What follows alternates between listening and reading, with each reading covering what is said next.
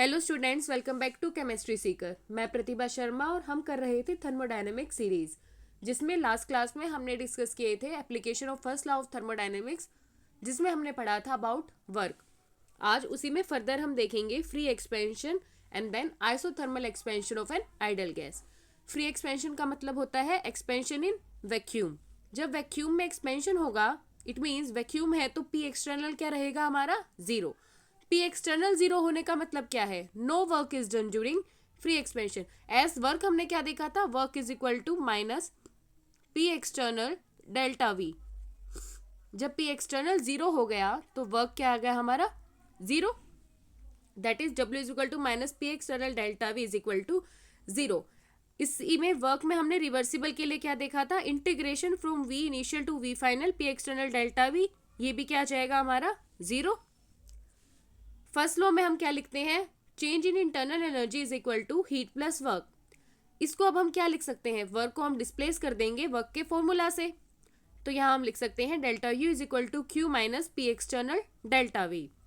जब ये process constant volume पे होगी, constant volume means change in volume is zero, तो इंटरनल एनर्जी को हम क्या लिख सकते हैं, जब चेंज इन वॉल्यूम जीरो आ गया मेरा, तो माइनस पी डेल्टा वी, ये पूरी टर्म भी क्या हो जाएगी, जीरो।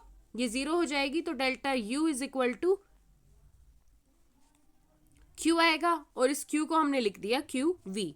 वी डिनोट क्या कर रहा है कि ये कांस्टेंट वॉल्यूम है, that is Q V is heat supplied at constant volume. तो चेंज इन, यहां से हमें एक एक्सप्रेशन पता चली कि change in internal energy is equal to heat supplied at constant volume when volume is taken constant. Okay, अब हम फर्दर देखते हैं isothermal and free expansion of ideal gas. Isothermal से हमारा मतलब क्या है, isothermal is temperature constant, that is change in temperature is zero. तो आइसोथर्मल एक्सपेंशन के लिए किसी भी आइडियल गैस के लिए वैक्यूम में, वैक्यूम क्यों बोला मैं हमने, क्योंकि फ्री एक्सपेंशन है। फ्री एक्सपेंशन से मतलब ही ये हो जाता है कि हम एक्सपेंशन वैक्यूम में कर रहे हैं। तो आइसोथर्मल भी है यानी डेल्टा टी भी जीरो है, और हो भी वैक्यूम में रहा है यानी पी एक्सटर्नल भी जीरो है। पी एक्सटर्नल जीरो तो work zero, work is equal to zero since P external zero. अब यहां क्यू भी जीरो है तो डेल्टा यू भी जीरो। फर्दर अब अगर इसमें देखेंगे, इक्वेशन ऑफ फर्स्ट लॉ हमें क्या कहती है, change in internal energy is Q plus W. इसको आइसोथर्मल रिवर्सिबल और इरिवर्सिबल के लिए अब हम अलग अलग देख लेते हैं। अगर हम आइसोथर्मल रिवर्सिबल के लिए देख रहे हैं तो जो हम पहले डिनोट कर चुके, see delta U is equal to zero, तो Q plus W is equal to zero, then Q is equal to minus W.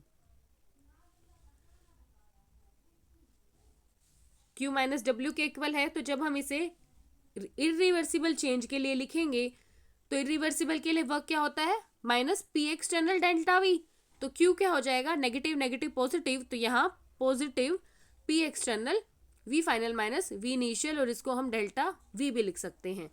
जब मैं इसको रिवर्सिबल के लिए लिखूंगी तो हम कैसे लिख देंगे, सेम क्यू तो माइनस डब्ल्यू के इक्वल रहेगा, लेकिन वर्क का फॉर्मूला फॉर रिवर्सिबल क्या होता है, minus 2.303 NRT log V final by V initial. अब नेगेटिव नेगेटिव फिर से पॉजिटिव होंगे तो क्यू आएगा positive 2.303 NRT log V final upon V initial. अब अगर हमें थर्ड इसे एडियाबेटिक चेंज के लिए लिखना है, एडियाबेटिक का मतलब ही ये है कि हीट हमारी जीरो रहेगी। हीट जीरो रहेगी तो डेल्टा यू क्या आ जाएगा, W of work done in adiabatic process के equal. This is all about free expansion and isothermal expansion of ideal gas. We will discuss further topic in upcoming videos. Stay tuned for more such videos. Thank you.